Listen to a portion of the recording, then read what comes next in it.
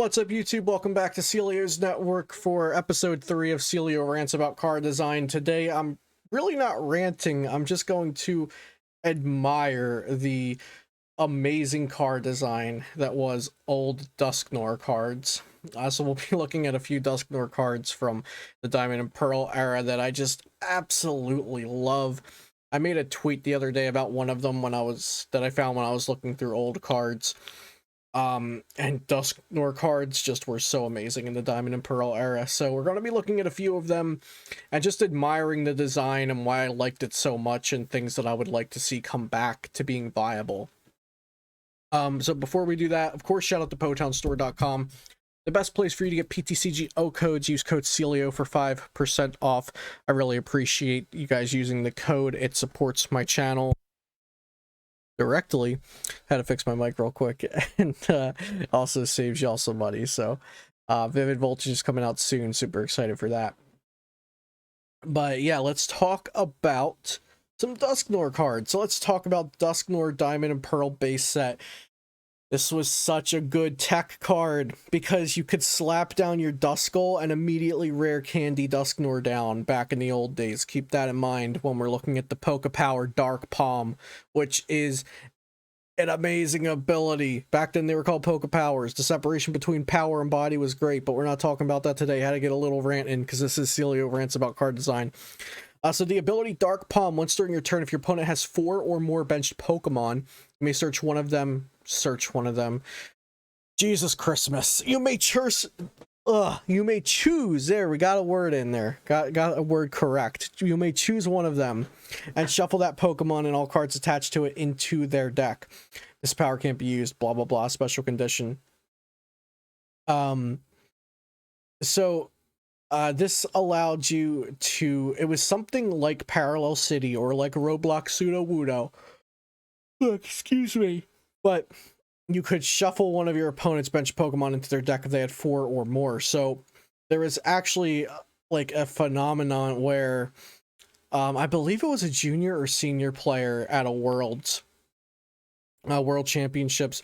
They had Duskull in their deck, and they had the translation of Japanese Dusknoir printed out, because back then you could use Japanese cards, so they had like the translation to English printed out, but they didn't actually have the Dusknoir in their deck.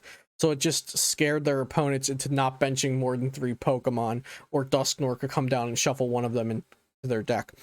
So this is a really awesome card. My most fond memory of Dusknoir, I was in seniors and I did not travel a lot for competitive play. My most fond memory was a city championships final. I played Dusknoir in my Machamp deck, and the finals was myself versus Dylan Bryan, who is a very accomplished player, amazing player.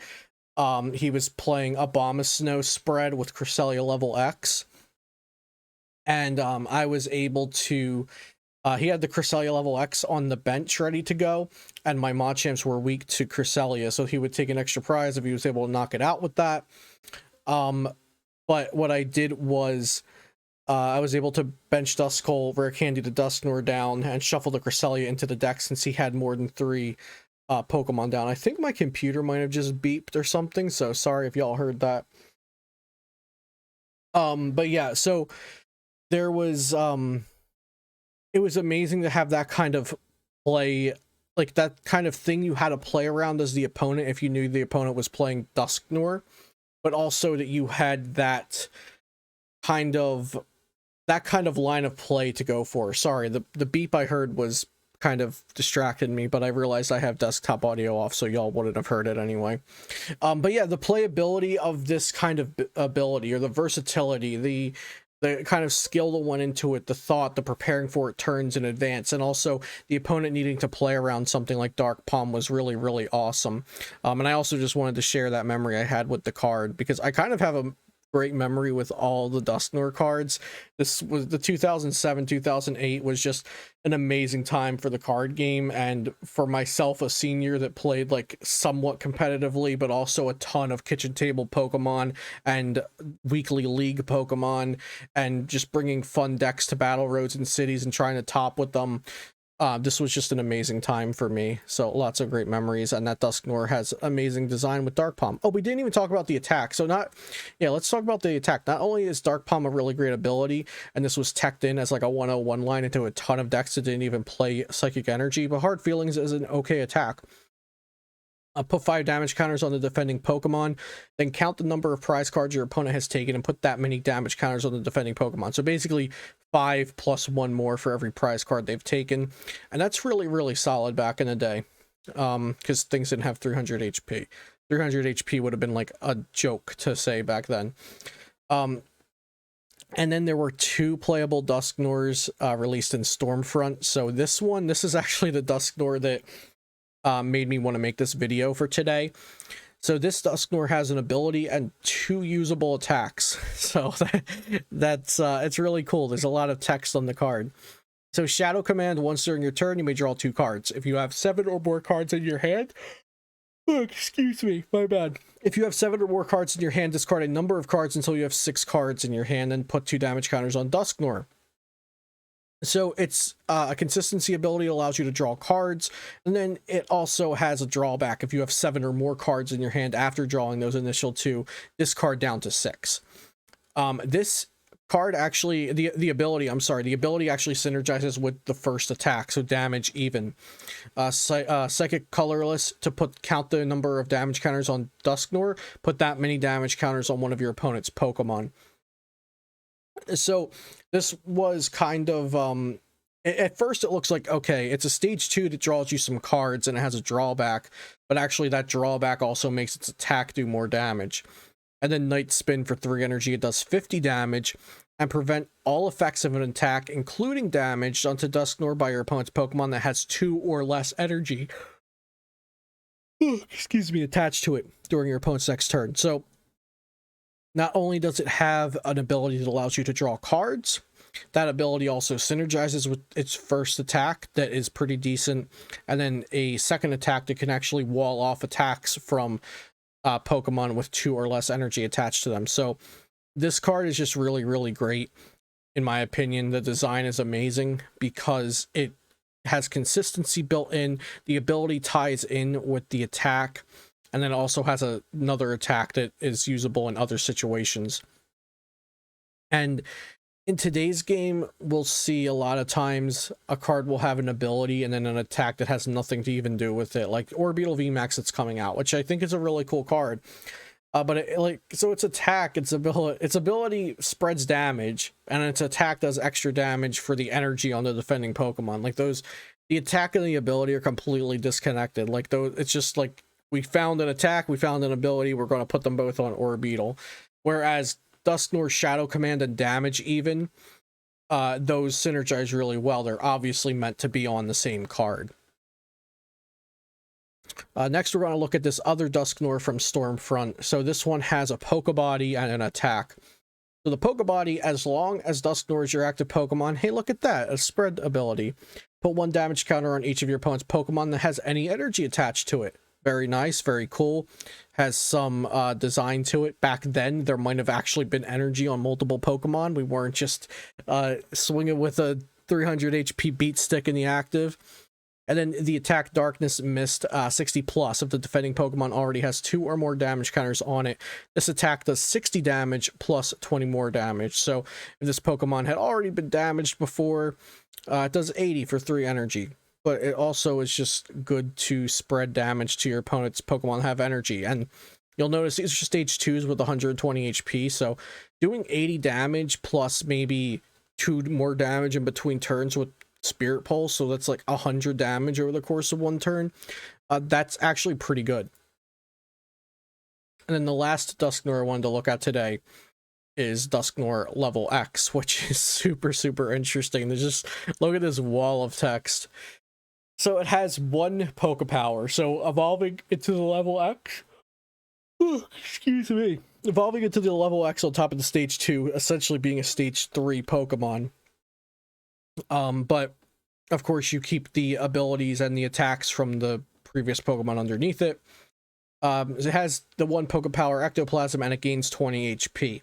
So the Ectoplasm Pokepower reads, if Dusknoir is your active Pokemon and would be knocked out by damage from your opponent's attack, you may discard all cards attached to Dusknoir Level X and put Dusknoir Level X as a stadium card into play instead of discarding it. It just sounds like something that would be a fantasy card today, but this is a real card. And put Dusknoir Level X as a stadium card into play instead of discarding it. This counts as Dusknoir being knocked out and your opponent takes a prize card. As long as you have Dusknoir Level X as a stadium card in play, put 1 damage counter on each of your opponent's Pokemon between turns. If another stadium card comes into play, or Dusknoir Level X is discarded by the effects of anything, return Dusknoir Level X to your hand. So it returns to your hand and you can evolve it to another Dusknoir Level X and do this all over again. This is just an insane Pokepower. It's not like super over strong or anything, but just the fact that you can let this Dusknoir Level X be knocked out, it gets popped and turned into a stadium that's basically a Shrine of Punishment, but for everything. Absolutely wild. I love it so much. So today was just a short Celio rants about card design because I wanted to talk about Dusknoirs. I was like, hey, I want to talk about Dusknoirs. Maybe people want to listen to me talk about it. So there's also some other great Dusknoirs, notably the Sinister Hand from Boundaries Cross and then reprinted in one of the Plasma sets, Plasma Blast. But there's honestly not a lot of Dusknoirs. Notably, we have Trevnor and then Diamond and Pearl Dusknoir, Double Stormfront Dusknoir, and then Stormfront Level X Dusknoir. The rest have cool things like this Dark Invitation one from Burning Shadows, I believe.